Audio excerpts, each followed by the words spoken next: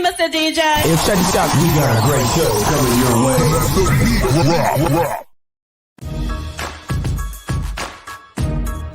From the ECSI Sports Studios, it's the Midday Market Report with Jeff Dawson.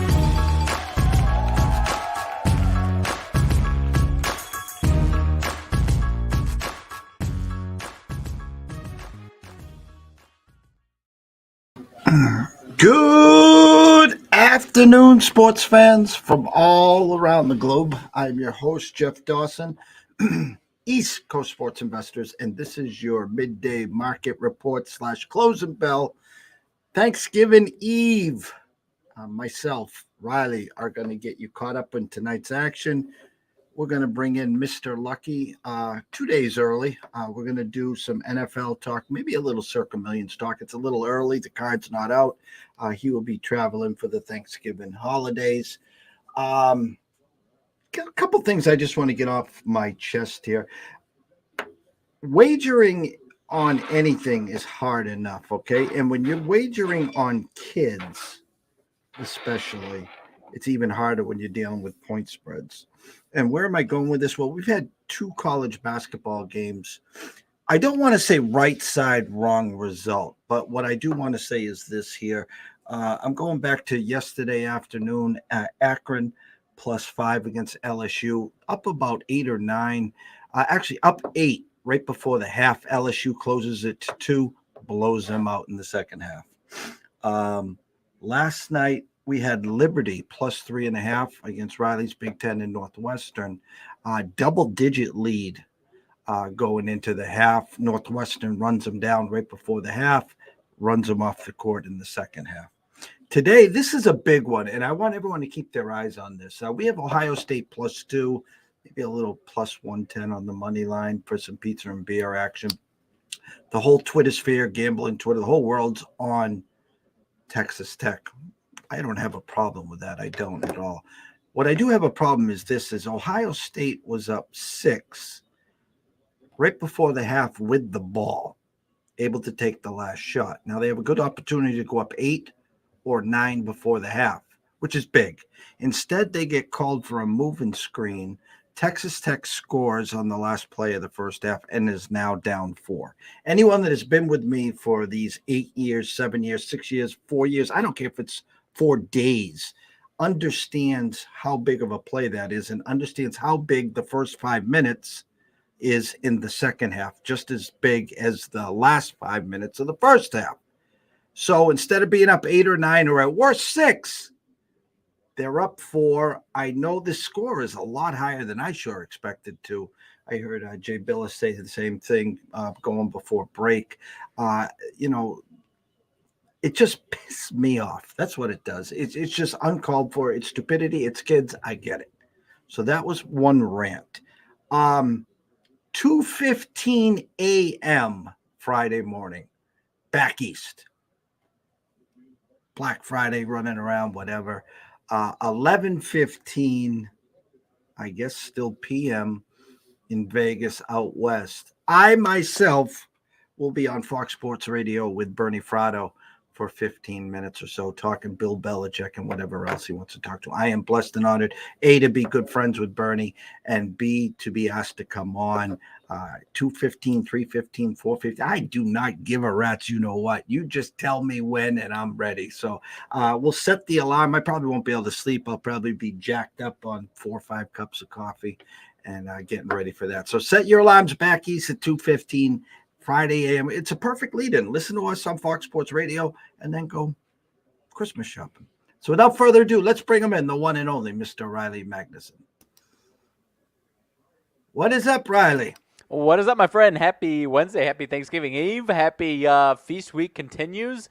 I am doing just fine over here with wall-to-wall college basketball once again and plenty of other stuff today, and obviously getting ready for some Thanksgiving action. So I am ready to rock and roll, my friend. I'm ready to talk some NFL with Mr. Lucky. I'm ready to talk hoops today. I had stronger thoughts on college basketball yesterday. I've got bigger thoughts on NBA today, so I'm interested to see where your eyes are with college basketball today. because I'd rather watch what's going on in the college basketball world, but I've got stronger thoughts in the NBA. So I'm ready to rock and roll, my friend. Happy Thanksgiving Eve. Obviously, we won't see you tomorrow. So, yeah, happy early Thanksgiving, and happy Thanksgiving to everyone that's watching as well. I thought our eyes were pretty spot on yesterday. We were talking about some games, had some great outcomes. Obviously, you can't hit them all. Number one. Number two, again, running to the window due to an injury. So, how did that backup quarterback in Ohio do? Well, I mean, as far as not only just the old college football slate, but I believe the NBA had plenty of even more glaring, I guess. But yeah, Ohio State. I didn't watch much of that one. I was more interested in watching basketball. But yeah, that one, the 1 point where, and I think back to 6.5 move. Appeared to not be much of a an injury significance there, but then obviously no Embiid, no Maxey. Sixers win outright, and then Denver and Detroit, you get Jokic and Murray back off of COVID protocols, and the Pistons win that one outright. So I've got maybe there's maybe not as glaring as yesterday, but there's a couple NBA games that who knows, maybe a little similar to that one, maybe one or two here and there. But we will see, my friend. I'm glad. We were spot on. I went 2-1 on college hoops yesterday. I took a swing at the South Florida and Richmond, and then the Vermont one. I was close at halftime, and then that one was one where all Yale, all second half, which I actually didn't realize. I usually do a very good job. I did not realize 90% of these games are on neutral courts. I did not realize, maybe, I don't know if it would have changed me off of that one. Probably not. I still would have been interested, but I didn't realize that one was at Yale. So that was an oversight on my part there. But nonetheless, solid day on the hoops yesterday for sure. Yeah, the South Florida we said stood out, and we also said the Spiders stood out. The Vermont, again, it was a good spot for them. And we're starting to see that now as we start to play more college games. And I don't want to, when you win the first half, especially with dogs, and then they run out of gas or the better team wins, you almost start to second guess yourself. In other words, you do all the work, you do all the analysis. Then you start to say, well, shit. Maybe I should just play them first half, and then they have a sluggish first half, and then they blow doors in the second half. So you want to. It's so early in the season. Whatever is working, stick with it. 100%. And I'm taking a similar swing right now. Game already tipped off. As similar to the South Florida, both teams quite a bit lower. Central Connecticut, I believe, up against Maine right now. 0-5 team was basically a pick 'em, I think. So I took a swing with Central Connecticut there as the 0-5 team looking for their first win. So we'll be tracking that one during the show. Down 14-8. I got Ohio State on my screen here, leading Texas Tech. That one's a good one. And then obviously we've got two big ones. Obviously the Maui Championship here in an hour and a half or so. That should be awesome. And then I think the third place game or whatever it is should be pretty exciting. So, and those games yesterday were fantastic. So I'm hoping these games today live up to that for sure. Yeah, and listen, I said some stuff yesterday, and it was kind of comical. I didn't get a lot of backlash. I wasn't looking for it. I talked about the Arizona team and the fact that I caught like 5-8 minutes of it, and it wasn't the Sean Elliott. It wasn't the up and down. It wasn't the DeAndre Aiden type I was looking for. But, they put up 100 2 days ago, and they took care of business again. And they're 3-point favorites. And, of course, the great game. Creighton and Arkansas. We had talked about this. Arkansas overnight 2-point favorites. The flip went to 1.5, 2, lands on 3, 2 late free throws, and then Arkansas had one heave at the end. And but the action, if you're a basketball junkie, you couldn't be asking for any more. No, I mean, that felt like an Elite Eight game. Obviously, it's Maui, but the atmosphere was fantastic. If you're telling me either of those teams could be Final Four teams, it wouldn't surprise me. I'd pencil them in at least Sweet 16, if not a type of Elite Eight game like that. So I'm interested in these other two Maui games as well. I think they should be pretty damn solid games. San Diego State lost to that was the Arizona game, right? San Diego State, Arizona, right? Yeah. So I don't know. I'm interested to see what your thoughts are on those games. So, like I said, I don't have as much college basketball today as I did yesterday. So I'm interested in what you got cooking today. Well, you know what? I'm going to pull up the college basketball board here. And, of course, my screen shifted on me. So let's go over here. College hoops. And then, unfortunately, give me a second here. We'll go through 10,000 props. I have to ask him how I can get rid of those. I really do. I want to see. Was it too late to see what they had there? No, it wasn't. Okay. Um. All right. What do the eyes see? I mean, I'll go through some of the bigger games and tell you what the eyes see. Um. Well, how about Creighton, Arizona? I see one book's got it moved up to 3.5 now. Yeah, You just respecting that movement, or? at this point I have to. I got to. Not that I'm going to dive in because I think the people that have been backing Creighton in this tournament, especially, are not going to be afraid to jump in. They can go toe to toe with anyone. Arizona kind of leaning on its opponents. It was a great effort by San Diego State. Just didn't have enough horses. That number. I mean, the only way you can play that game at this point, in my eyes, is Creighton, and I'm staying far away. Sure. And I'm looking at it. It looks like I'm just using the, like I typically do, a little public, but the DraftKings tracker's got a 70% of bets and money on Arizona, so kind of just respecting that, moving it up a little bit. So, yeah, I don't know. Like I told you, those couple of huge games, I don't have a strong enough stance to try and jump into it, and I'll be happy with just an awesome game as far as Creighton and Arizona is concerned. I think it was the Creighton and Arkansas game. I don't want to jump too hard into it and be upset when this game is awesome and my side lose. But I have to be upset because I just watched one of the best games of the year, which was Arkansas and Creighton. So yeah, I'm hoping that's what we get here for that one here in the next hour or so. You can a number that little surprised me again. Neutral court, LSU, Kansas State. LSU put a thumping on us in Akron in the second half. I'm kind of surprised here in regards to overnight. LSU was one. They're now 1.5, maybe even 2 in one spot dogs there. Initial thought when you think of an LSU team versus a Kansas State game. I mean, just the way that LSU, especially their ceiling, has been the last couple of years. You think kind of lean towards LSU and K-State. I mean, kind of that team that every once in a while has some fun seasons. So I don't have strong thoughts on it.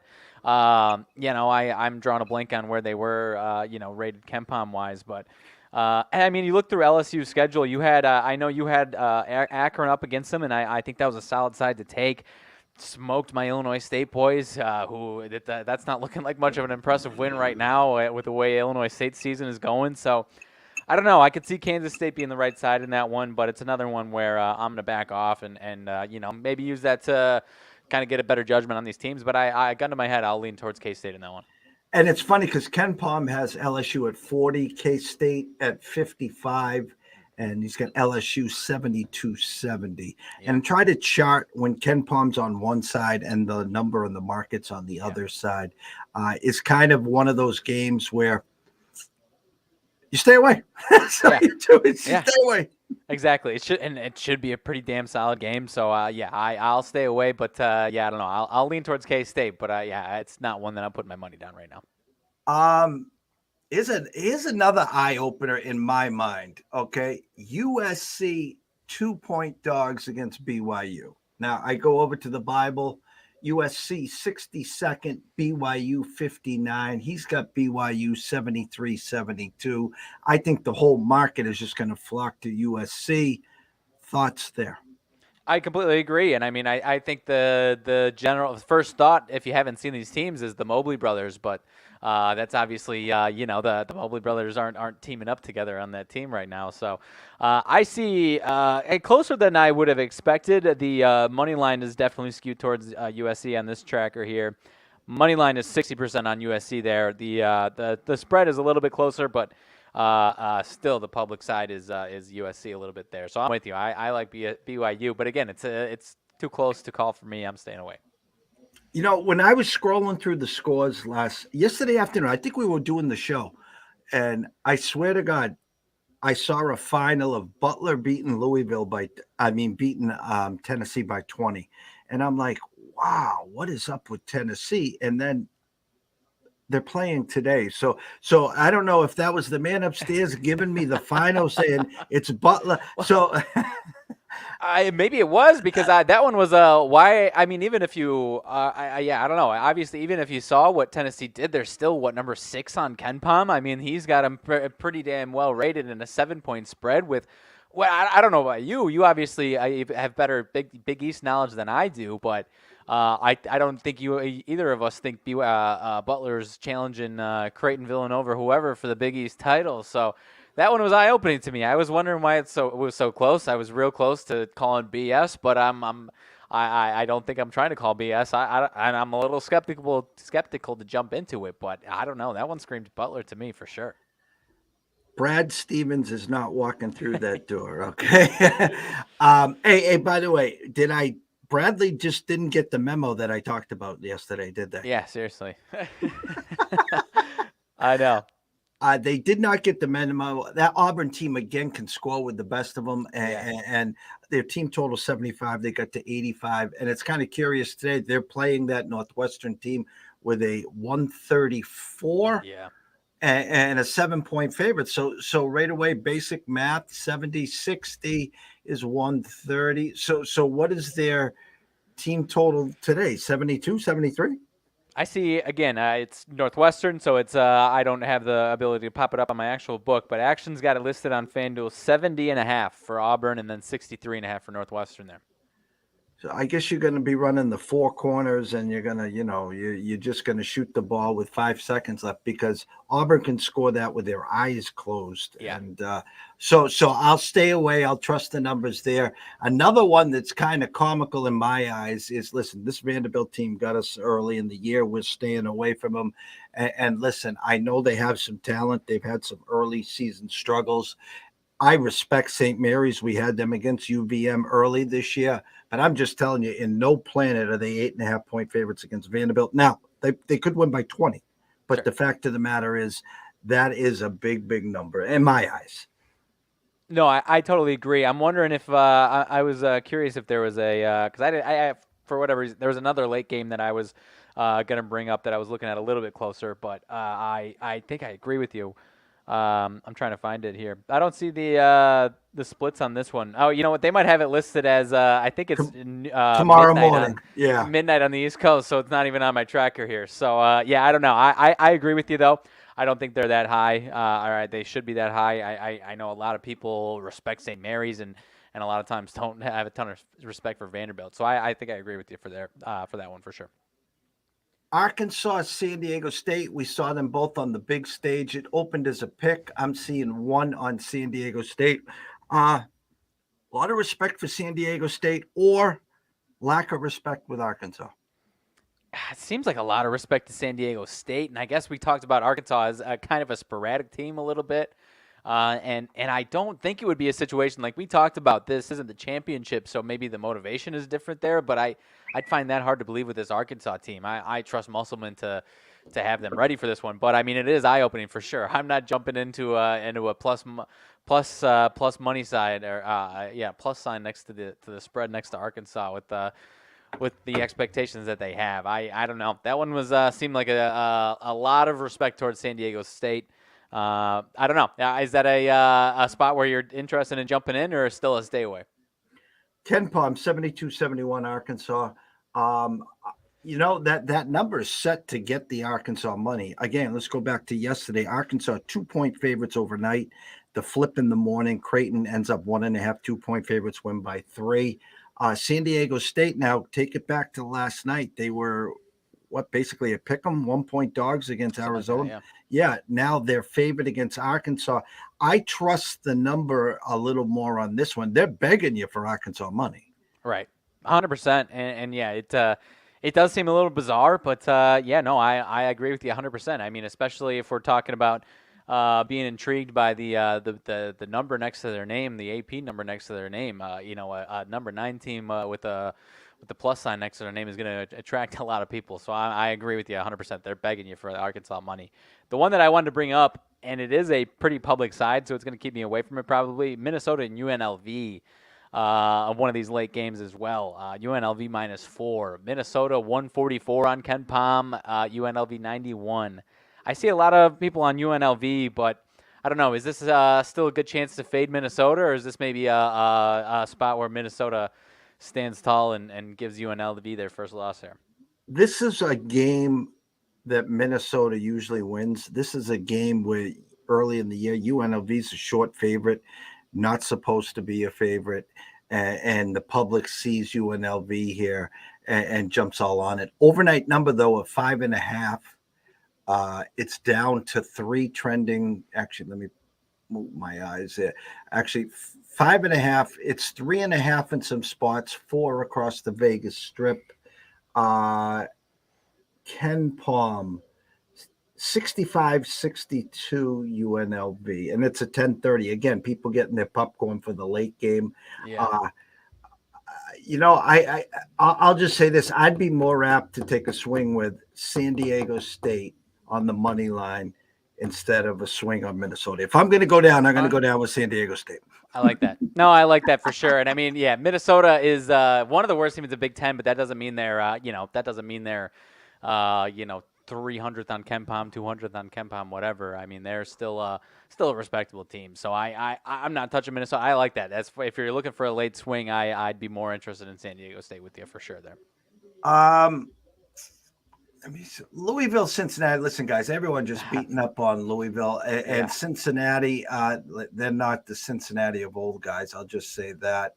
And I will say that appears to be, and again, it wouldn't surprise me if Louisville laid a stinker again. That one looks like the biggest public side of maybe any slate that you've got today, Jeff. Again, people are not going to go to the window with conviction to play Louisville. It was like after Vanderbilt, 3-point dogs against Memphis get blown out. 16-point dogs gets blown out. Some of these teams are just starting out bad. So Vegas trying to get a gauge, a market number for these teams. Here you see what Louisville has done. 2 good teams, by the way, that they lost to. 2 good, but they got embarrassed. They just quit. Right. This Cincinnati team is not of that caliber, yet they're 8.5-point favorites. Yeah, it's interesting. What about they're giving you a team total? They just got to get up over 60.5, 61.5 Louisville to cash the team total there. Are they playing 2 or 3 overtimes? How about 4? I don't know. Utah, Mississippi State. Nothing there. I'm trying to see if there's any of those small schools that we can try to cherry pick here. Yeah. What about the Kent State and Charleston game? 2 teams, 5-0, 5-1. Charleston obviously only lost was UNC and played them really tough, and then they just beat Virginia Tech, took down Davidson, took down Richmond. Kent State 5-0, but hasn't really played anybody yet. Are you buying what everyone's selling to Charleston, or is this finally a letdown spot for them? I mean, Kent State 89th on KenPom, Charleston still only 123. Yeah, that's a tough gauge there because I was just looking at that, and then let me see what we got up top here for numbers. It opened as a pick, 2.5, now 3. I will tell you this with Kent State. I've been on them as 6-point favorites back in the day, and they lose by 20. I've taken them. I've gone against them as 8-point dogs, and they've won by 20. I will tell you this. Okay, everyone listening here, take note here, please. He is 100% spot on with Charleston. He's 100% spot on with Kent State as well. People are going to look at Charleston and see the UNC game, see who they played. So answer this question. Why did the game open up a pick? It opened up a pick because they knew they would get the Charleston money. And guess what? It's now -3.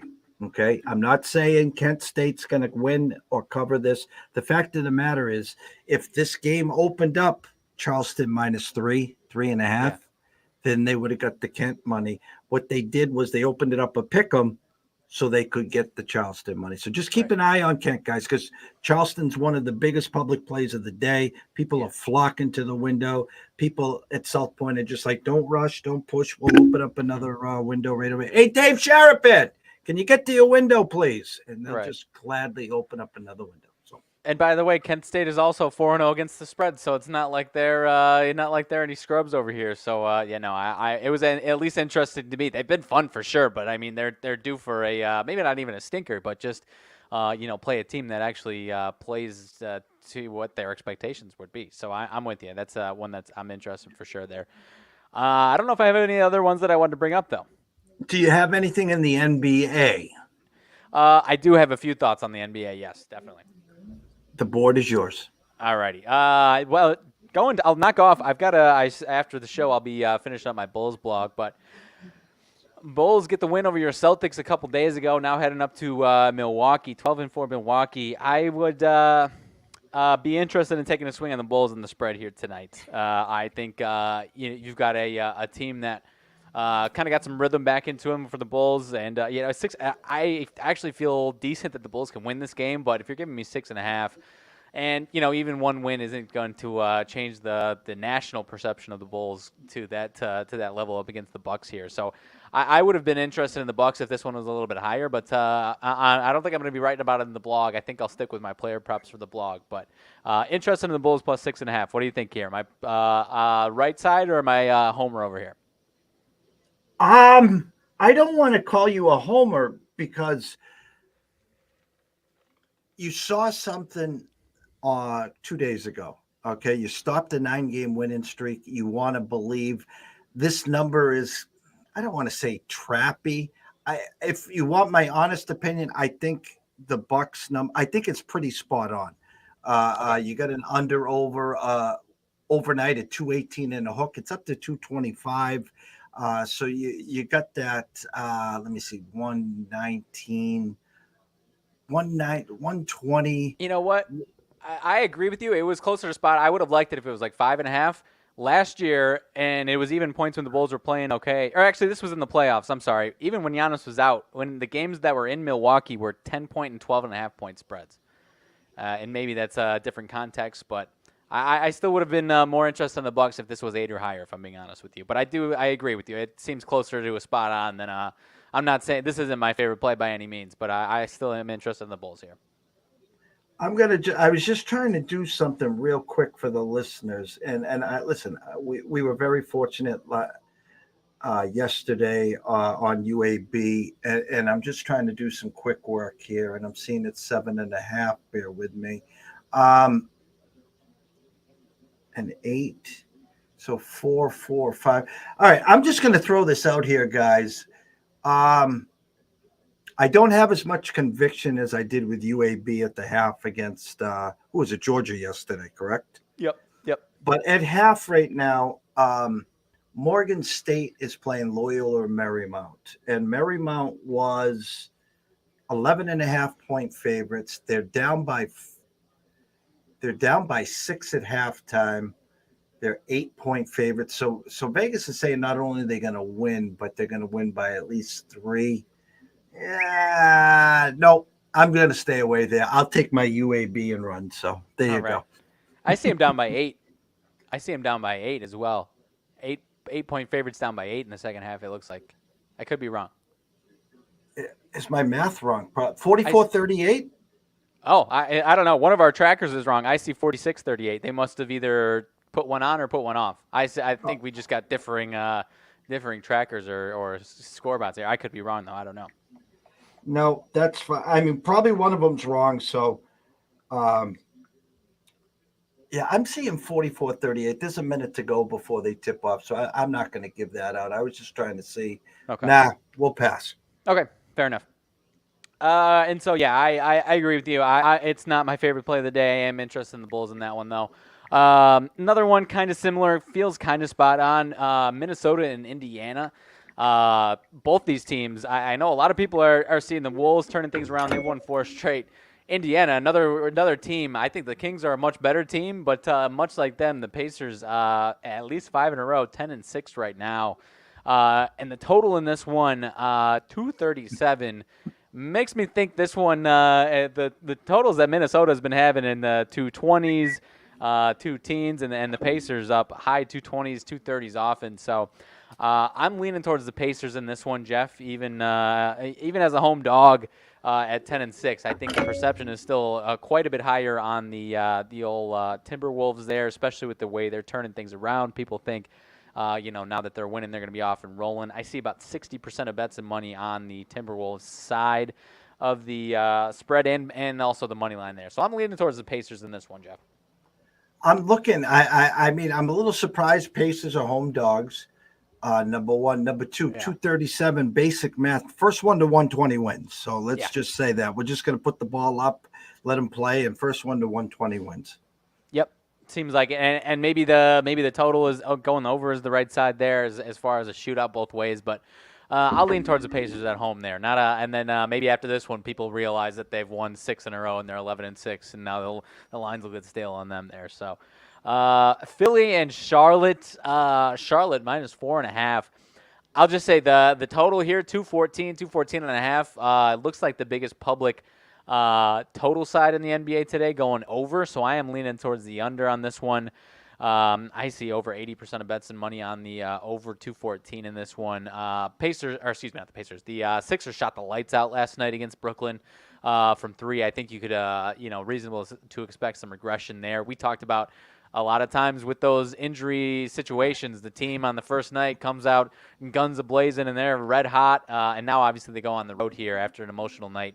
To some degree, at least, I don't think it was as as emotional as some people expected it to be, but it was a borderline playoff atmosphere there. So I now as they continue to go on without their stars, I would expect their offense to regress a little bit here. So I'm going the under 214 on the Sixers and Charlotte Hornets there tonight. Absolutely, 100% love it. And again, I'd expect a blase fare from the Sixers. They got the big one last night. Now they got probably a little PO'd that they got to travel on Thanksgiving Eve. I think I'm not going to go run to the window with the Charlottes. I had a number of 2 that's now 4.5. I think that's a side. Yes. I mean, 107, 100. I mean, it's going to be a pretty low score. I mean, Charlotte gets to 110, they win the game. Right, and I agree. I lean towards Charlotte as well. They're 4-14, which I knew they weren't playing well. I didn't realize their record had gotten out of hand to that level there. But the Sixers, despite the injuries, getting the win that they did last night on national television, I imagine people are going to be flocking to the Sixers up against this stinky Hornets team right now. But I'll stick with the under on that one. You were right on the Kings yesterday. I didn't bet it, but I was on record going the Kings stopping in their win streak stopping in their tracks. How about today being the stop in their tracks back to back, second night of a back to back? Now they are in Atlanta. Even more people are well aware of what's going on in Sacramento right now. Atlanta, covering wise, hasn't been fantastic. They're 10-7. They've been kind of teetering. Win-loss straight up there. But I will lean towards a Hawks win and the Kings ending their win streak, and I'll lean towards the Hawks getting it. But I could see this one being a really nice game, and maybe I wait and if it's close, maybe take the Hawks in the second half, waiting for some Kings regression down the stretch in the second half. What are you thinking here? Well, I'm looking at the total, and I see a 241. I didn't know the All-Star game is playing today. I mean, this is NBA at 241. We're going to be hitting 250s before. Listen, grab your popcorn, grab your turkey baster. All right, grab a cold one. Take the over. Watch Ice Tray on one side. Watch Sacramento, and listen. First one to 125. Actually, we'll do it. Make it even harder. First one to 130 tonight wins this game. How's that? Yeah, I think so. Atlanta 122.5, Kings 118.5. I think this one's going to be flying over. And I even see, I'm not rushing to the over, but I even see quite a bit of public money on the under 241 there. So, I think these defenses might be snoozing a little bit tonight in Atlanta there. So. Let's see, Sandwich. What about your Celtics? Finally end the 9-game losing streaks. 4.5-point favorites at home against the Mavs. Is that a spot where you're thinking they drop 2 in a row? As far as we obviously had that rule for the MLB quite a bit this season. Carrying it over to the NBA with your Celtics there. Well, I'll get a true statement right now. So let me look at this and let's just see if the Sharps did what they're supposed to do here. Celtics. It stayed the same. Celtics open up -185 on the money line. Dallas 155. Still at circa 185, 160. It hasn't moved. No, you're spot on. And the fly in the ointment is they're back home.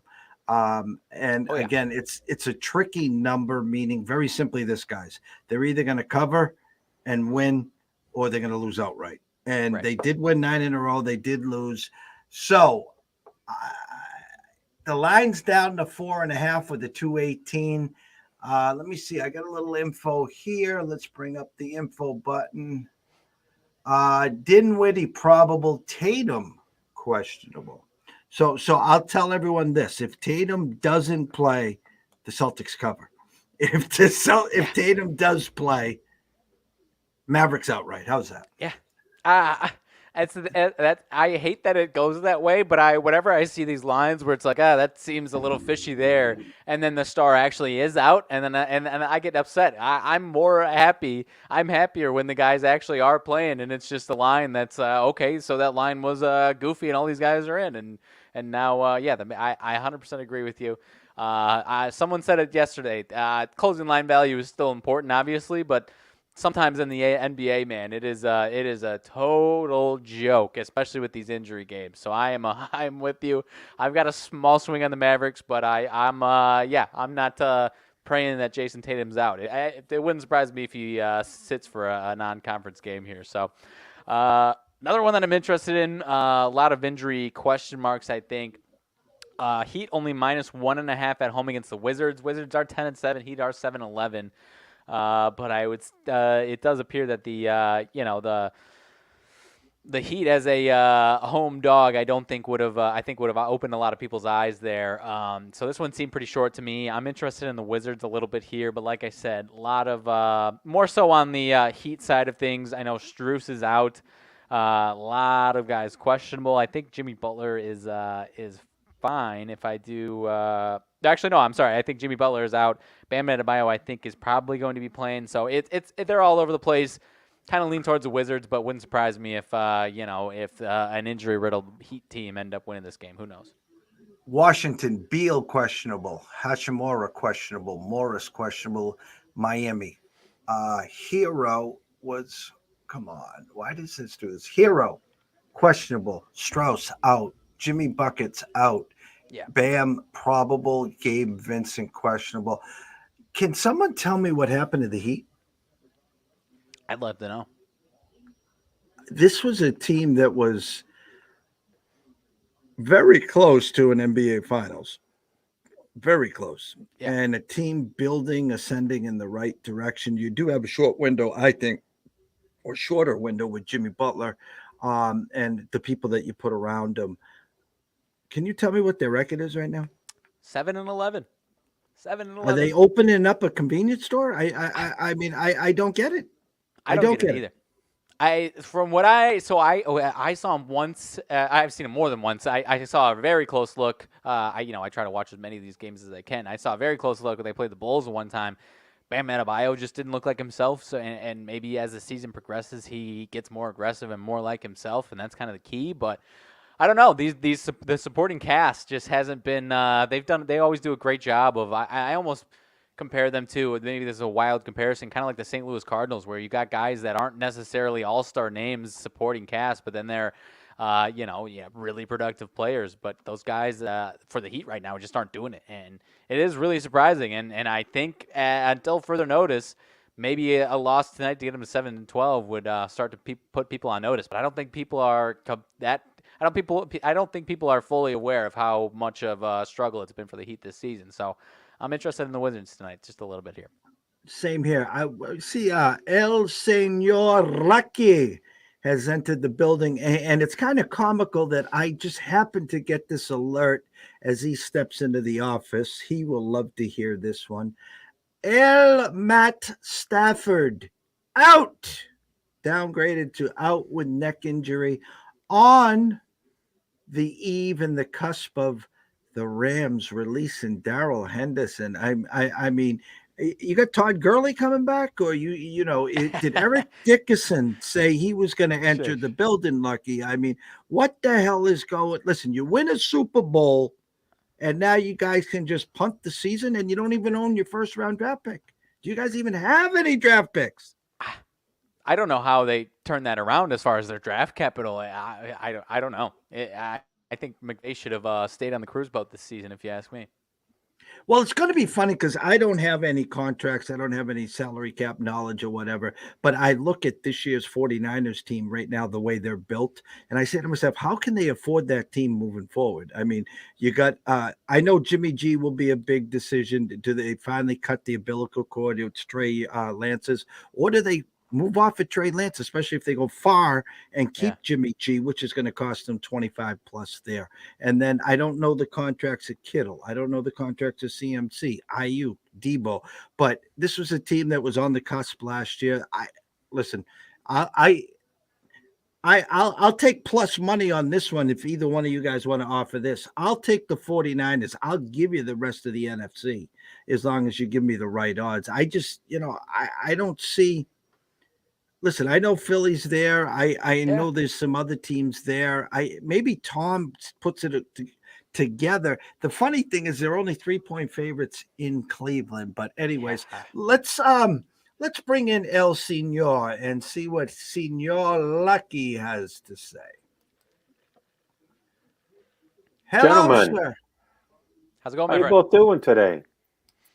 We're doing. How are you We're doing? doing well. I'm not on IR like the Ram offense that I called 4 or 5 weeks ago. Did I not say they were done? They were done probably 5, 6 weeks ago. Um, What was the Oh. pivotal game? What was the pivotal point? um, Good question. I just think that team probably threw the arms up in the air when Seattle came in here and was it Seattle that smoked them here? Seattle got him. I think so. Yeah. Colt Yeah, McCoy. I think Seattle just you had the 1-2 punch. You had Rocky Marciano week 1, and then you had Joe Lewis and Cassius Clay beat him in the second half. Jeff, I think, and now I'm going back to the Rams season because I've seen this happening. Saw this a long time ago. Their whole season, in a nutshell, was you're off a bye week. The 49ers come into town. You're all giddy because you play a great first half. You score. Stafford drives in a touchdown himself. You go up 14-7. You lay an egg in the second half, off a bye. A game that we talked about here, game that I was fortunate enough to be on the right side. The Rams, look, they were all in last year. Elroy Hirsch has passed away. Norm Van Brocken's passed away. They've got, I think, probably the 89th pick in the NFL draft this year. They went all in, and they succeeded. LA Lakers went all in 2020. They succeeded.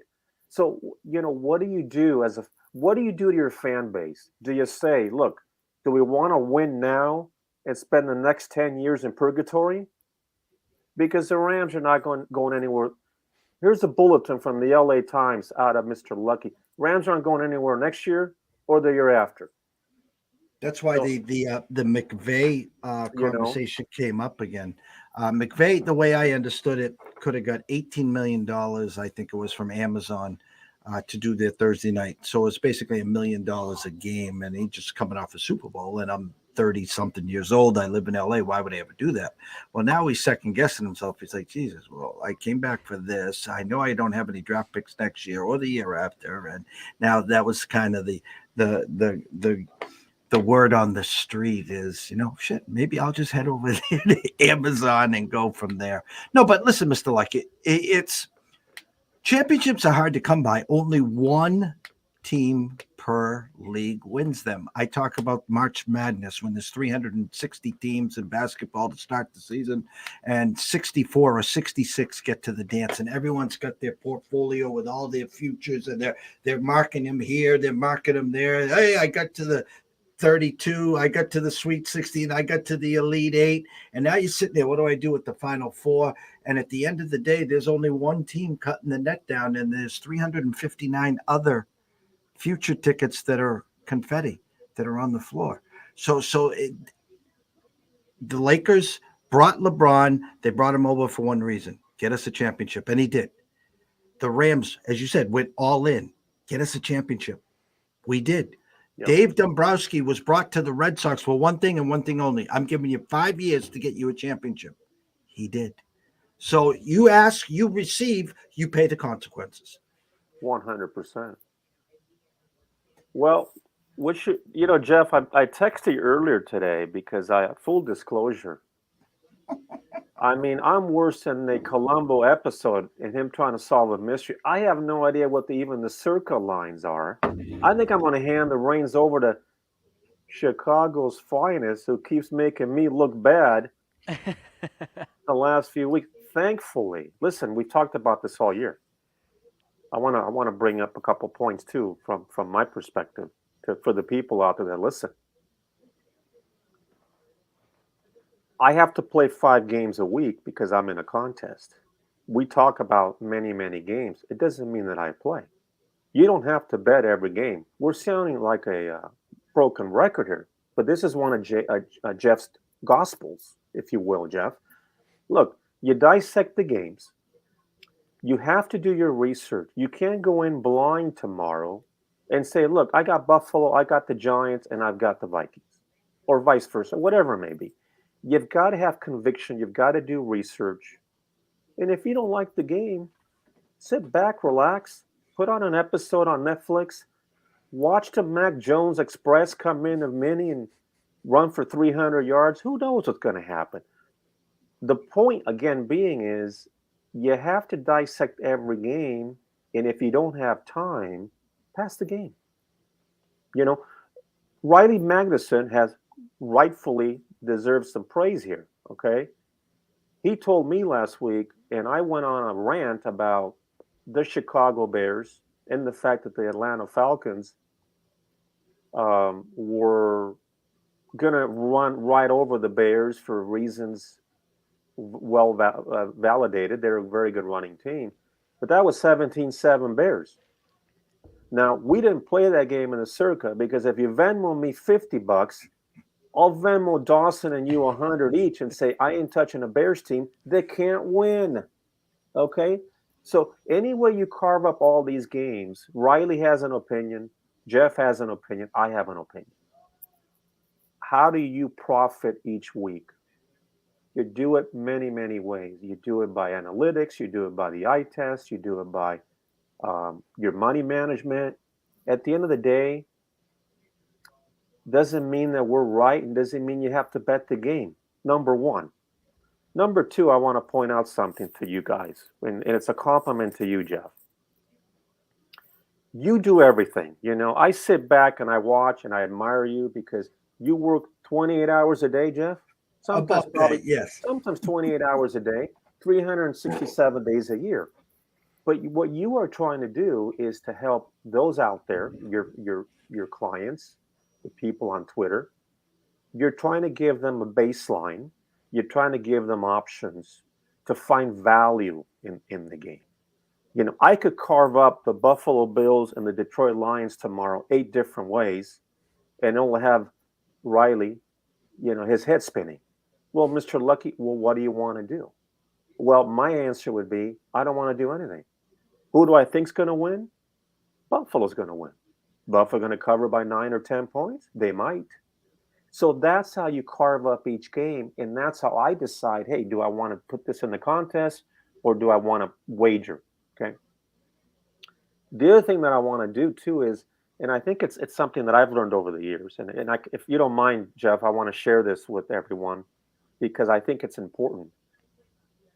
I have success in the NFL by keying in on situations and also certain teams.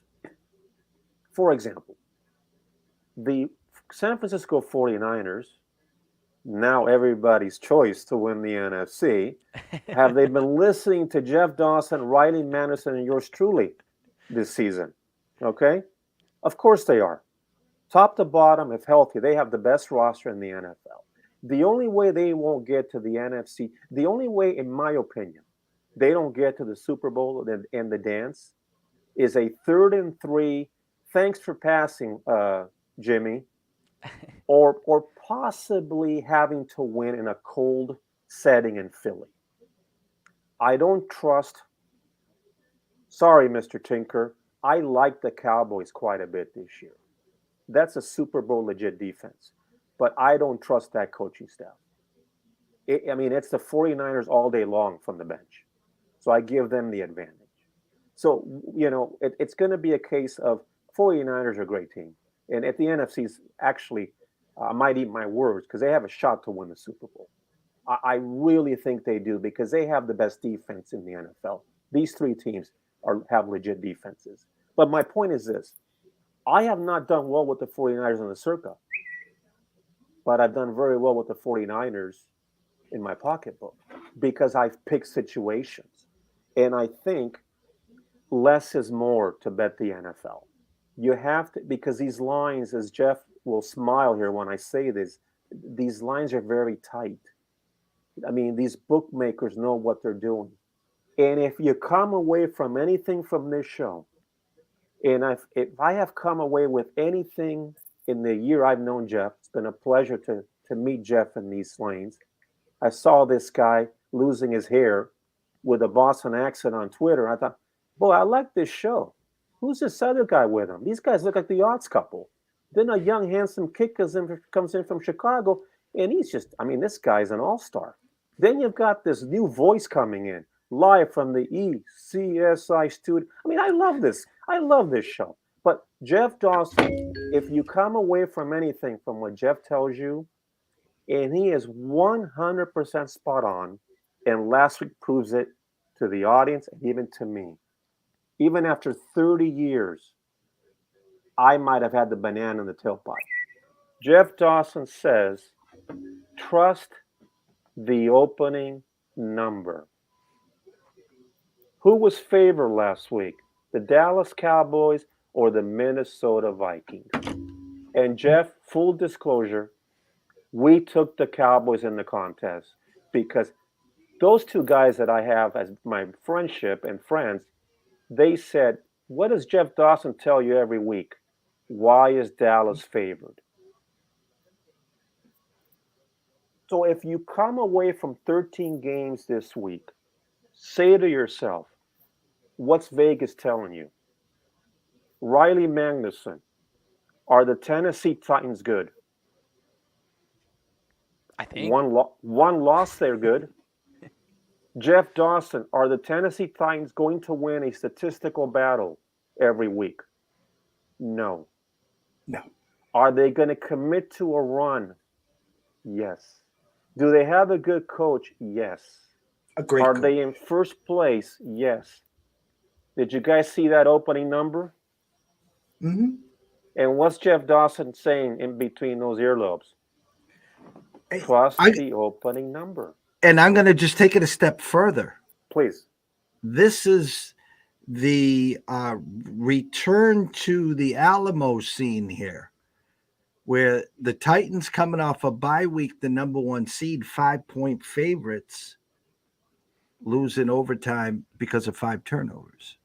So they were favored by 5. Now, let me ask you this. Are the Bengals better than last year? Right now? The finished product of them? No, but I think they're learning how to win. And I think last year's success is reciprocating to this year because they have a great quarterback. And I think when you have a great quarterback, anything's possible. If I answer the question though, I would say they're getting there. Okay. But they need to be healthy. And I agree with you because 2 weeks ago, Mixon runs for 5 touchdowns. So if you get that running game going, the colder it gets with Burrow, with a healthy Chase, who might play this week. I doubt he will, but he might play this week. And then that experience that they took last year, they're a dangerous out. Mixon gets the concussion, and in comes Pirine for 2 touchdowns. So Joe's been there before. They're rounding into form. Okay, here's the funny. Titans go into Lambeau. Packers are 3-point favorites. No one in the world thought, the Pack was back. You just had the big win against Dallas. You're going to obviously you're just going to shut Henry down. There's no way you're going to lose that game. Well, Vrabel outcoached LaFleur, and the Titans win. Now they're coming back home. They've covered 7 straight now. Am I correct? 7 straight? 8. They've covered 8 now. 8. Yeah. You know, the Titans remind me of the old Woody Hayes line.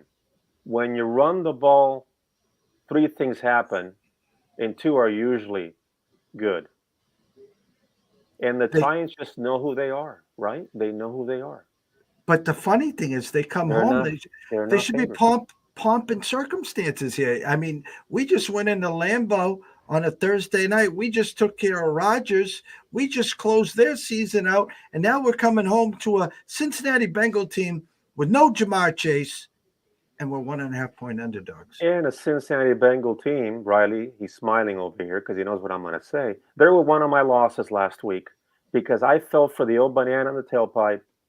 The angle there was they were coming into Pittsburgh with in-season revenge, which I do think matters. The Steelers are very good as home dogs. The Steelers, if you would have told me that the Steelers would have 24 points with 10 minutes left in the fourth quarter, I would have told you that's a win. That's a circa win. This is how nuts NFL betting can be. I love it. Don't get me wrong, but you know Vegas is telling you by the number. It's this or pass. Let me ask you So both this question. yeah. And I noticed this more with you, Mr. Lucky, Yes. and not as much with Riley. And you guys hear me say this a lot in this regards. If I win on you this week, A, I'm not going to go against you next week. But B, I usually don't go back to the well.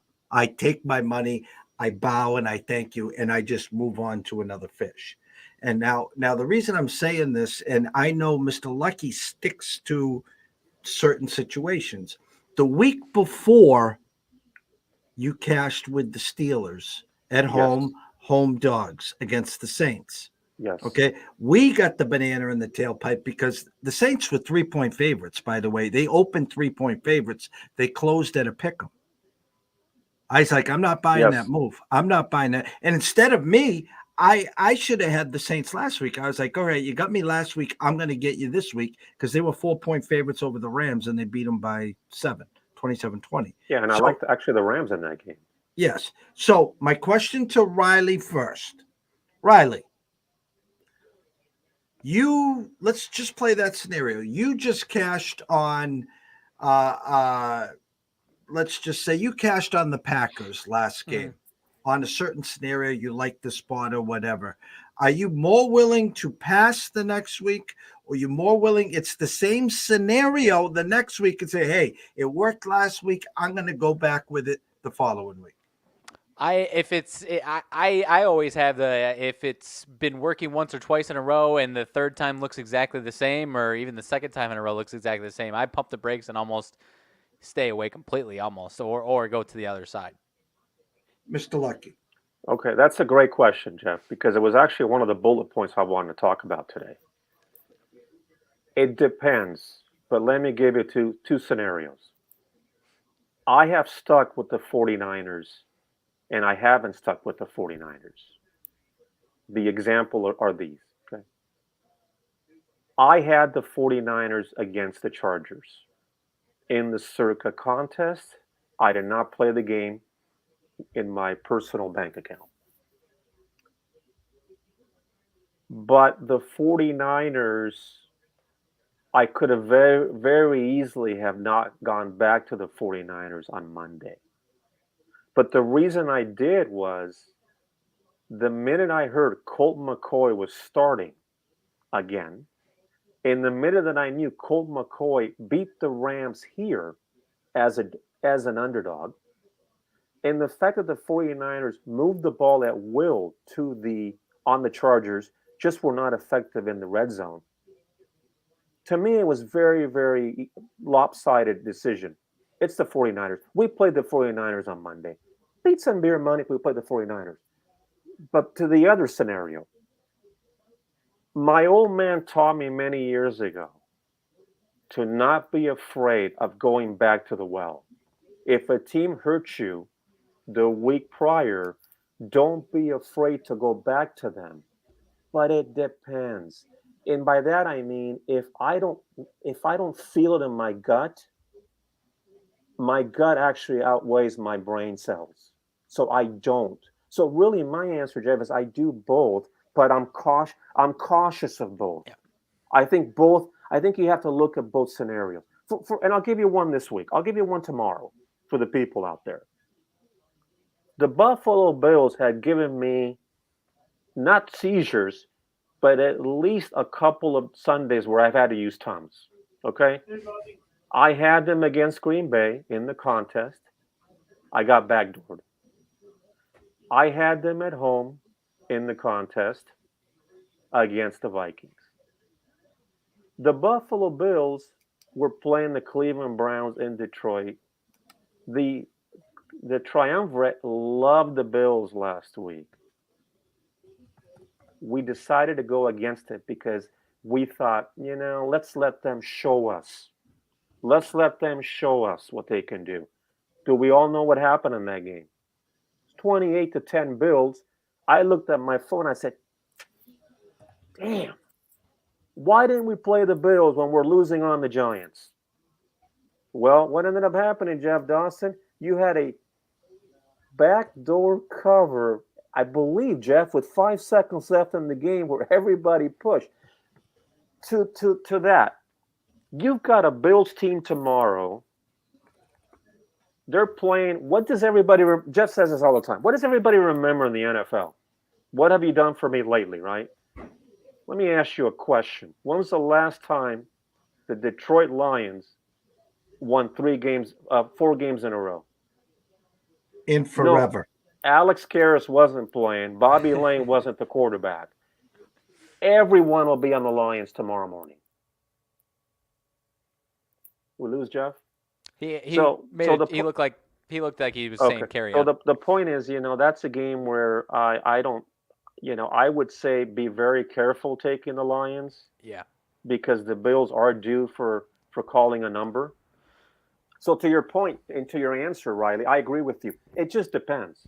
But don't the thing is, the moral of all this is you don't shy away from a team if they bit you the week before if you like them in that spot. 49ers are a great example for me. I mean, they've made me quite a bit of money this year. Yeah. And I do believe in them, but it doesn't mean I'm going to take them this week getting 9 or 10 points. Because each week is its own week. I haven't looked at the Circa lines in detail, but I have them here on my phone. We can go through the board here, Riley. Sure. You've got the Ravens at the Jaguars. Ravens are laying 4 on the road. You've got the Broncos at the Panthers. No thanks. You've got the Falcons at the Commanders. Commanders are 4.5 point chalk. Seems kind of high to me. Falcons are, it seems a little high, right? You got the Bucks and the Browns. You've got Tom off a bye on the road, 3.5 point chalk. Does that one seem fishy to you? Because I don't have strong opinions. If you wanted to tell me that one seemed fishy and you're interested in the Browns, I could hear you. If you wanted to say that's goofy and the Bucks are going to wake up and smoke them by 20, I wouldn't be surprised either. I think that's a game where I haven't been able to figure out Cleveland this year. No. They're not using Hunt very much. Obviously, if Chubb goes for 200 yards, that's going to be a close game. Yeah. Tom's off the bot. Not to cut you up, Brissett played well last week too. So I don't know if you expect him to keep that rolling before Watson comes back, or if you're expecting him to regress. I honestly don't know. But did Brissett play well when they were down 28-10? Were those? Sometimes I look at that. Where were those stats? Right. Sure. Because if those stats were when he was down by 3 touchdowns, who cares? Right. Personally, that's not a game I'm interested in. No. But I would play the Bucks. Sure. Yeah, we talked about the Bengals and the Titans. I don't know, Riley. You and I seem to be having this conversation weekly. The Titans have covered 8 in a row. Is the shoe going to fall off? You'd have to think it is based on that line by Vegas, because they're begging you to take Titans money. Right, Jeff? Hey, Jeff, where are you? I think Jeff's meeting with Amazon to see if he can replace McVay next year. You've got Riley, Bears, and the Jets. Mr. Dawson, I thought you were meeting with Amazon and trying to get a gig next year. I mean, they Oh, should have you on. Kay Adams called me up and said, "Hey Jeff, you want to come over?" And then I'm talking to Pat McAfee. I says, "I don't want to step on you guys' toes. Okay, if there's room for 3, I'm in. But other than that, I'm okay for now." Well, you can't say no to Kay Adams. Let me tell you. Oh my God, I met her in Vegas for a fantasy. Yeah, and she's very good at her job. She is phenomenal. I missed the last couple seconds. Apologies. No problem. I forget where my head was actually going because I had one other spot. Oh, I'm going to go to Thursday's games for a second if you guys haven't gone there. No, we kind of skipped those, but go ahead, Jeff. That's fine. That's fine. Here's the reasoning. It's Thursday. It's Thanksgiving. It's a D-Gen feast. Everyone comes crawling out of the woodwork. It's like the Super Bowl. My aunt, my uncle, hey, do you know where I can place a wager? What do you mean? Well, it's the Super Bowl. I just want to put a couple $100 on it. Well, go find someone else. You got more people crawling out of the woodwork. Well, it's a 3-game special here. We were born at night, not last night. Okay. Take a look at these 3 games here. Okay. You got the Bills favored by 9. Why is that 9 such a magical number? Any questions? Any answers? Well, I think they're trying to protect themselves from teasers, right? Well, a two game teaser, a 3-game teaser is 9 points. Okay. Yes, so true. The Bills aren't going to lose to the Lions, correct? I mean, we do all understand that one, of course, right? I mean, the Bills haven't won on Thanksgiving Day since Scott Mitchell to Herman Moore and Barry Sanders was getting, way, way, way back. It's been a long time. That's all I'm going to say. That's number 1. Number 2, Cowboys opened up at 7.5. That was the real number. Okay. They couldn't get any action on the Giants. They kindly moved it to 9. It is now 10 going to 10.5. Okay. Now, people remember what they saw last, what they see. They saw a Dallas team who, Riley, can you imagine having over 47.5 and you knew that Dallas was going to score 40? And I've been still trying to cash that ticket and no one will cash that ticket for me. I'm like, Dallas scored 40. I got over 47.5.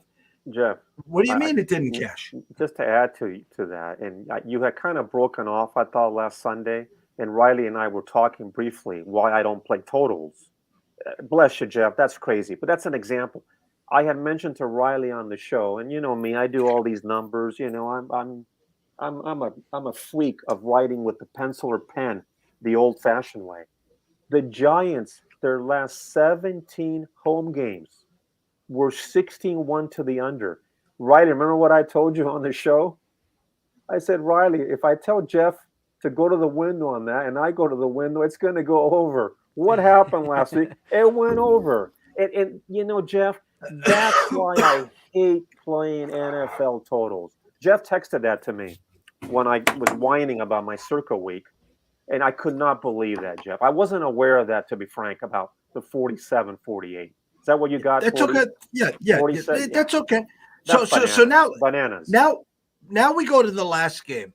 Okay. The Patriots are 2.5. It opened at 3. It's now Minnesota minus 2.5. Now, I said last week a couple things. I think Minnesota could lose 2 in a row here because they're going to probably lose to Dallas and the fact that in come the Patriots. That's number 1. And the same with the Giants. I said the Giants have a possibility of losing 2 in a row here, 1 to Detroit and now 1 to Dallas. Now, here's the catch of all catches. The Patriots are that public trendy dog. And I'm not saying they're not going to win, they're not going to cover, but the whole world's on the Pats. In other words, no one's going to the window betting all 3 favorites. No one's going to the window to run to bet the Lions. No one's running the window to bet the Giants, but they'll run to the window and take the Patriots with Bill Belichick on a short week versus Kirk Cousins, who can't win on primetime. That's what the story is. So now I take the 9-point teaser. Okay. I got the Bills even. I got Dallas that just has to win by 2 or 1 now. And everyone's going to have the Patriots plus 11.5. Yeah, very And they astute. just Very astute, Jeff. they're just going to be printing money. That's what everyone thinks. So you got to dig deeper than deep to figure out where's the landmine. And I'll go on record right here at 4:45 at 11/23/2022. Okay, and I'll use the 3-team effect. 9 plus 2.5 is 11.5. So I'm going to go on record here that says Minnesota wins by 13 or more. That's Jeff. That's really astute because it's also what you're teaching the public and the audience is there are many ways to gamble. Let's just say you threw out. The three of us were having a conversation and we want to play tomorrow. I would actually do that, Jeff. I think that's the way to go tomorrow. Play the money line. One of the things I try and do, and I like underdogs, as I'm sure you know. I love sprinkling money on the money line. Mhm. I've made some extra dinero that way because if I like the dog, why not play them to win? Now, I'm not going to do it every week because I'm very selective, but if I have a feel for the dog, I will play. But that was excellent, Jeff. That is exactly how to play tomorrow. Because I see the Giants game script very simple. They are still 7-3. Mhm.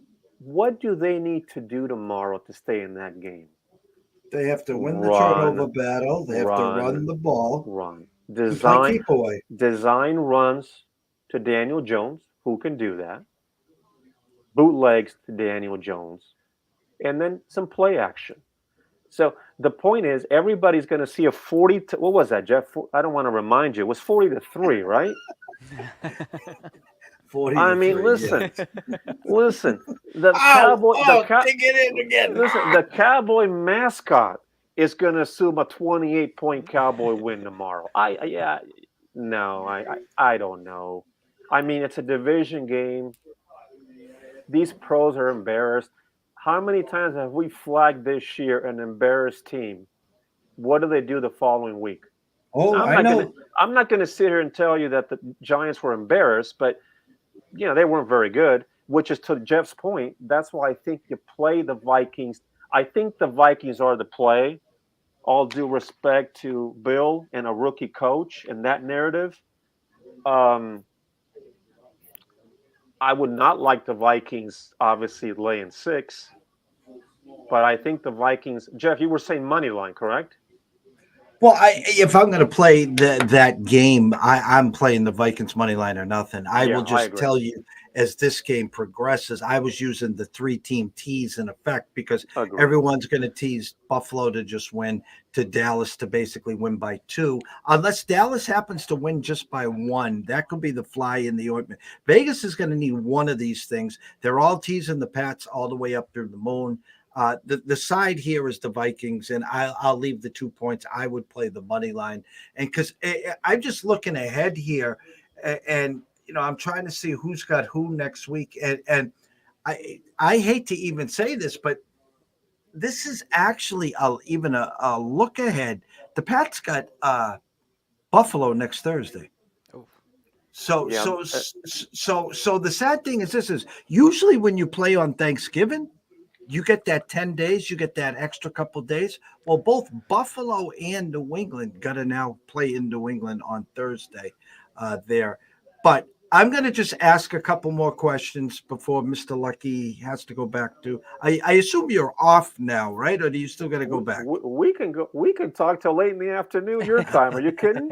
I mean, come on. This is a match made in heaven. The three of us. Well, I'm just looking at a couple scenarios from last week to this week and just the eyes and the market. Okay. I'll just tell you my initial thoughts. The 49ers number came in short. They're begging for 49er money. It opened at 9.5. They're assuming the public's going to push it at least till 10, and it's still at 9.5. I thought that number should have been around 10.5, 11. That's just me. That's not my power rankings. That's number one. Packers last swing here. I would have liked the 9 and 8.5. Believe it or not, you're never going to get that. That's down to 6, which Riley, this is it. I think the Packers covered. Never mind. I think they got one swing left and they might win there. That's number 2.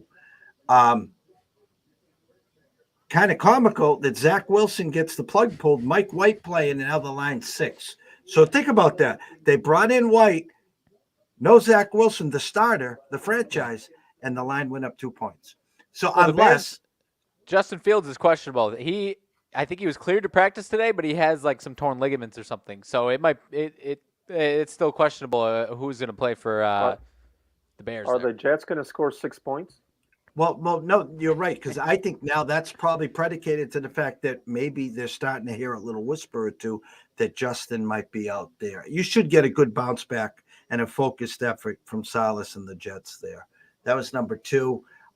You talked about Cincinnati again.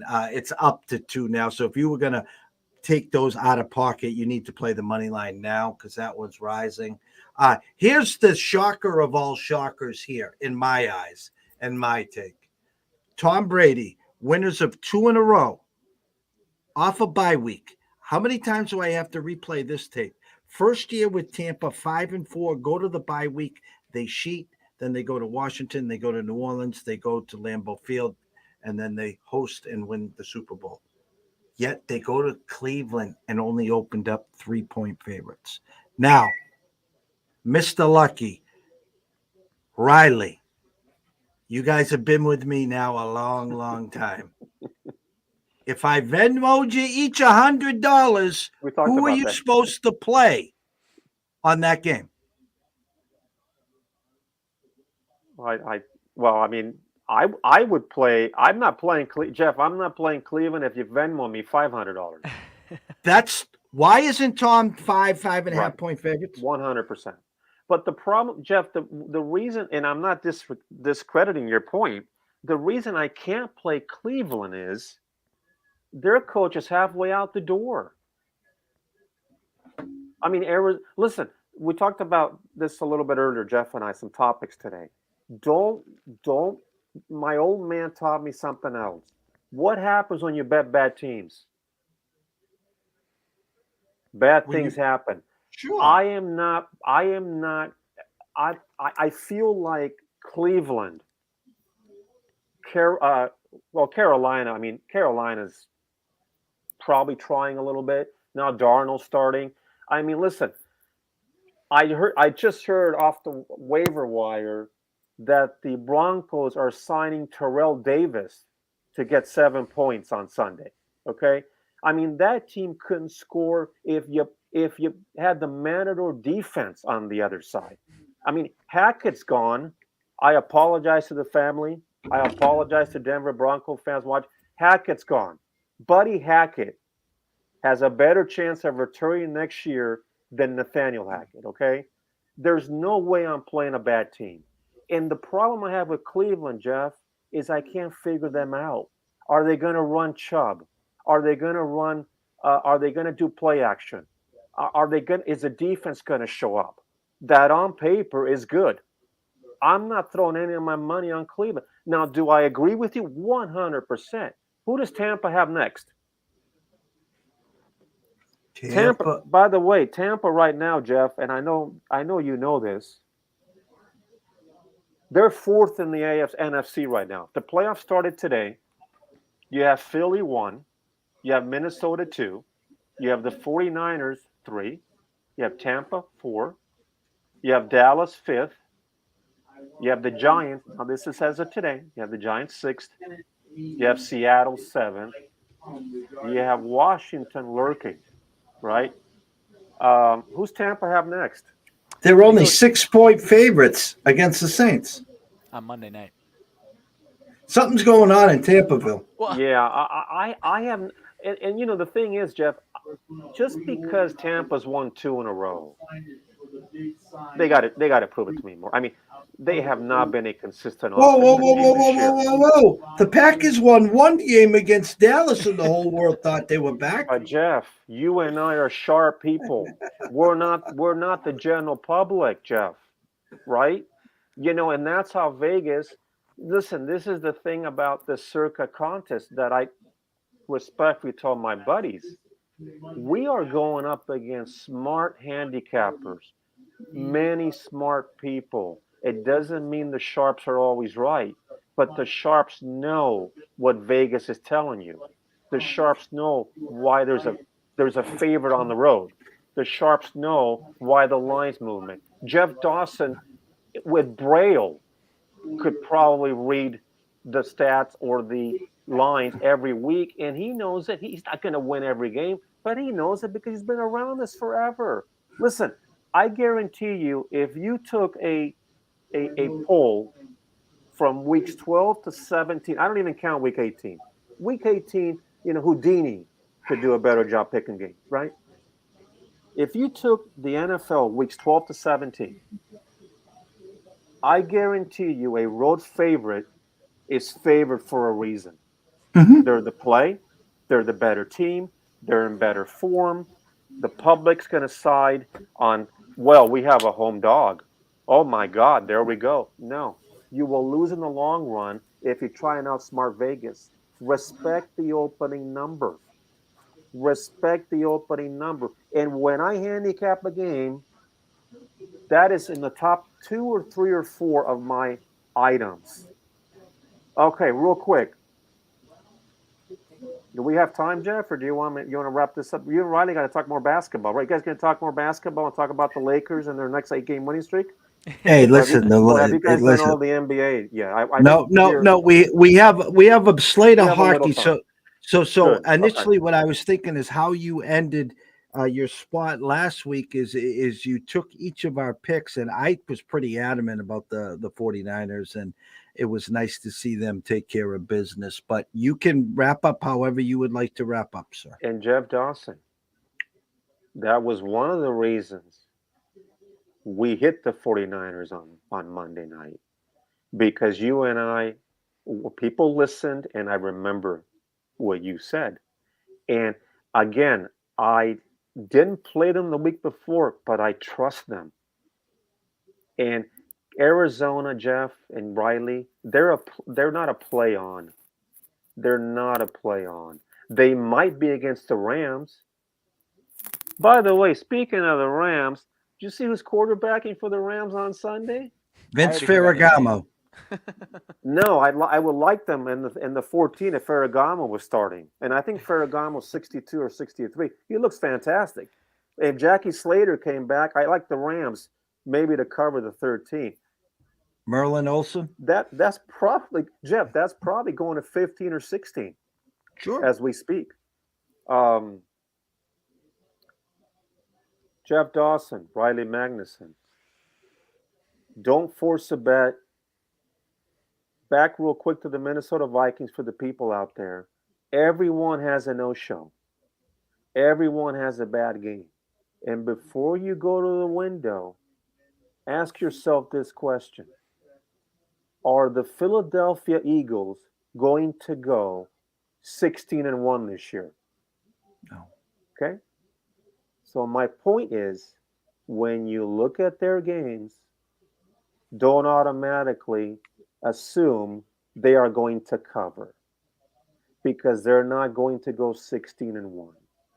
To Jeff's point last week, and he's on the money.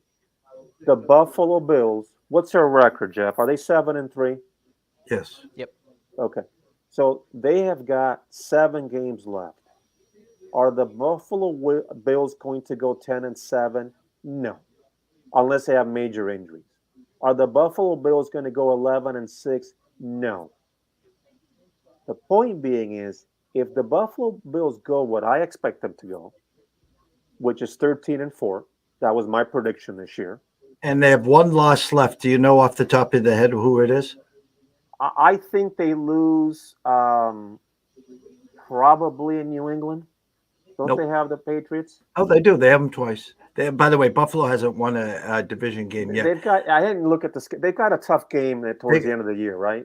At Cincinnati, I think that'll be the fun one. So the thing, Jeff, is that not to overanalyze a lot of this stuff, but sometimes that's telling you how to play these games. Mm-hmm. Teams are going to have certain records, right? I think the Raiders, believe it or not, are a play on because Mr. 702, as I call him in my household, he doesn't have any pressure anymore. Season's over. Season's over. So now there's less pressure. They're going to win 3 or 4 more games. You watch. They are a play on. You've got the Colts last week. Why did I like the Colts? I called it on this show. And the Colts, by the way, should have even won the game. I agree. They had a first and goal at the 7-yard line, a money line ticket in my pocket, first and goal at the 7-yard line. You're out playing the Eagles, and what do? 3 bonehead calls at the 7-yard line. And Hurts, who isn't the MVP because it's Patrick Mahomes, Hurts still had a MVP drive. That was impressive. But the Eagles, Jeff and Riley Magnuson, you heard it from me. They are a fade team now. I hope Newbie Talks is not the great Dan Alexander, who we love. I hope he's not watching. They are a fade team right now. And that doesn't mean they won't win, but it means we profit by the spread. But Jeff Dawson is smart enough to know that sometimes you don't play the spread, you play the money line. Excellent, Jeff. I have nothing for you guys. You have plenty of leftovers. You carve up Thanksgiving tomorrow, Dawson. You don't go crazy betting those that wonderful offense in New England. You know, that's probably an under, but I'm not touching it because next thing you know, I'll be texting you, Jeff, how did the Patriots score 37 points today? So it'll be fun. I'll leave you. I'll leave you with this, Mr. Lucky, and I know neither one of them will be on your card because one's on Thursday. Again, I like the Vikings. I assume will be 2.5 on the card. I think they win by 3 or more. Actually, I came on record here saying they win by 13, so I'll get egg on my face when the Patriots win by 13. The other game that, again, a little rake fest, but I'll take my shot with Tomlin over Saturday. I think they cover the 2.5 and probably win outright in Indy. But from me, Riley, the ECSI family, we wish you and your family, obviously, a happy Thanksgiving. Safe travels. We'll be back at it next Friday, your regular time. We'll be talking throughout on social media. Have a blast. Tell the crew we said best of luck. Don't be afraid. God gave you 2 hands, and they gave you 2 hands for 2 reasons. So you could grab both legs at the turkey table. All right. Wonderful to be with you. Good luck, everybody. Riley, don't eat too much. Jeff, don't eat too much. But watch those money lines. And if the Giants win on Thursday, I'll walk to Cape Cod because I'll be cashing tickets, and I'll have to owe Jeff Dawson something. A lobster roll to start. So peace out. Bless the 2 of you, and to the audience, thank you for tuning in. Listen to Dawson. He's a man of the people. Hey, make sure you have one of those cigars after turkey dinner, will you? Oh, absolutely. All right. Great show. Enjoyed being on. Thank you, Jeff. Thank you, Riley. You guys go carve up that NHL. And by the way, Guy Lafleur, if he's up there, he's the greatest Canadian I ever saw play. But he wasn't better than Bobby Orr.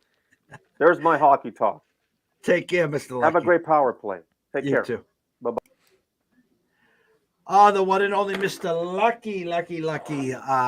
Always great to catch up with him. As we were talking football, I saw something cross my desk, and I just think for the people out there, I saw Ohio State 80, Texas Tech 73. So plus 2, plus 110 gets to the window. Again, another one of those just follow social media, gambling, Twitter. The whole world was on Texas Tech. And that wasn't just the reason why the numbers suggested it as well. Yeah. I was a little PO'd right before the half on the stupidity of that foul.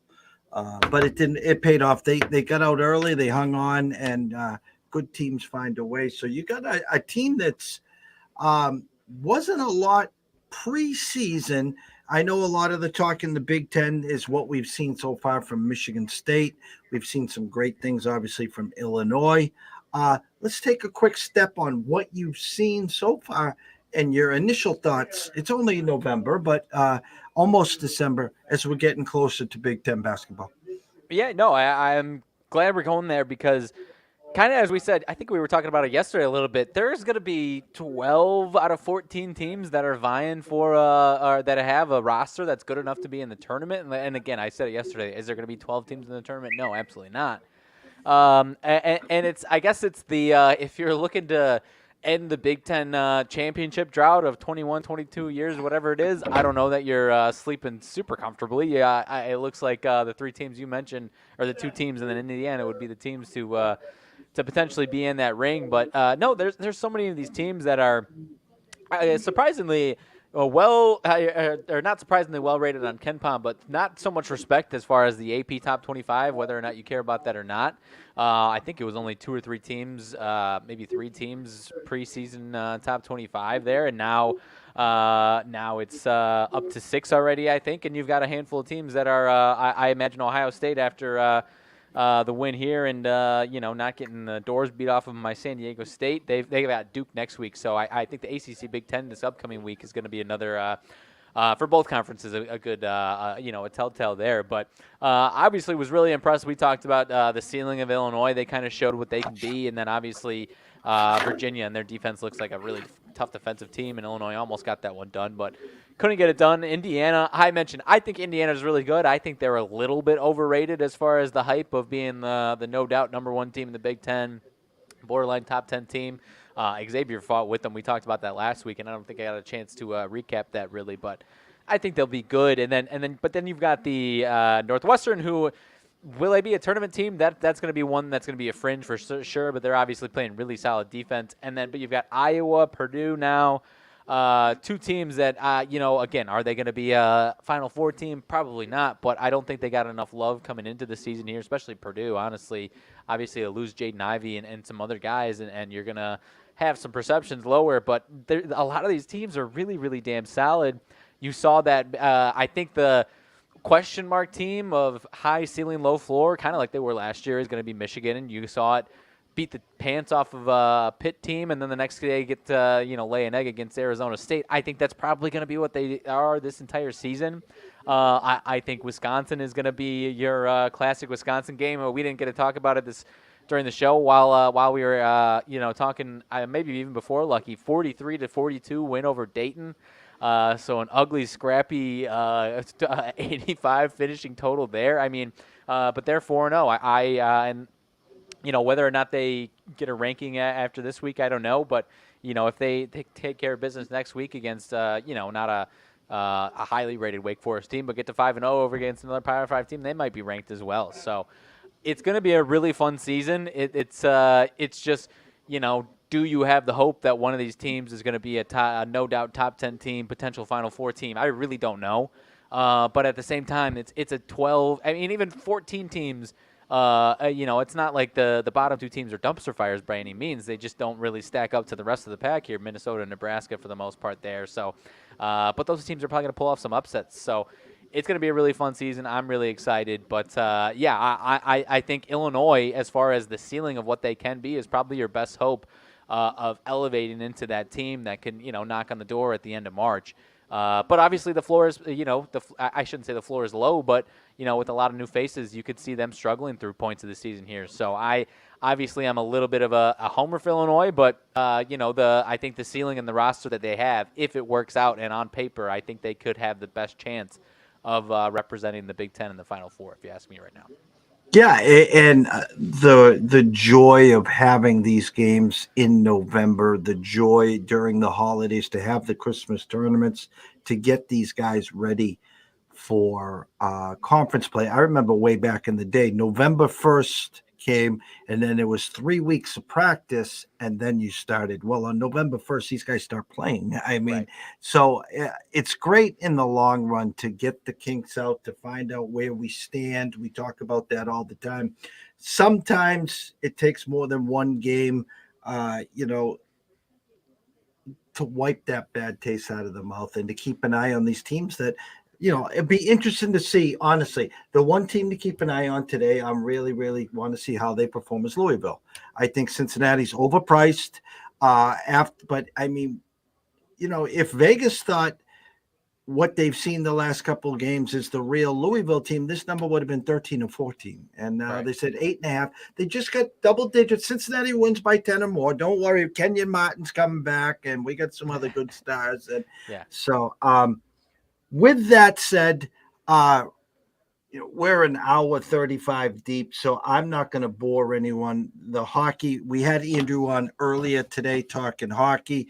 I'll give everyone who didn't watch that show what Andrew gave us in hockey. He likes under 6.5 in the Leafs Devils game, under 6.5 in the Bruins Panthers game.